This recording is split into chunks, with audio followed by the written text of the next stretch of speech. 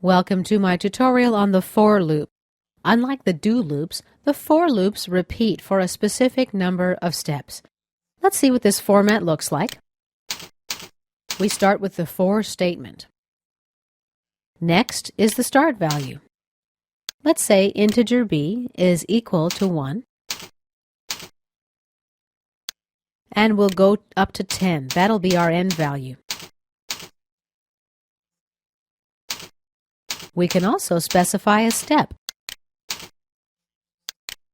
Let's say 2. Now we don't need this variable here, so let's comment it out. The for loop has got a built-in increment routine, so we don't need this line also. Here's the end statement. Next.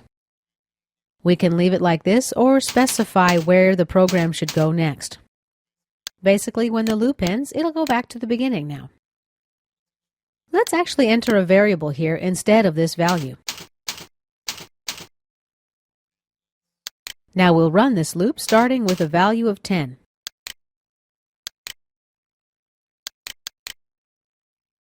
The value in the label didn't change. Let's change this to B and run it again. Enter a value, test, OK. The value in the label now changes. We're moving in increments of 2 as we inputted earlier. We can also enter a negative value here. Let's say the start value will be 10 and the end value will be 1. Now we're counting backwards. And this concludes our tutorial on the for loop.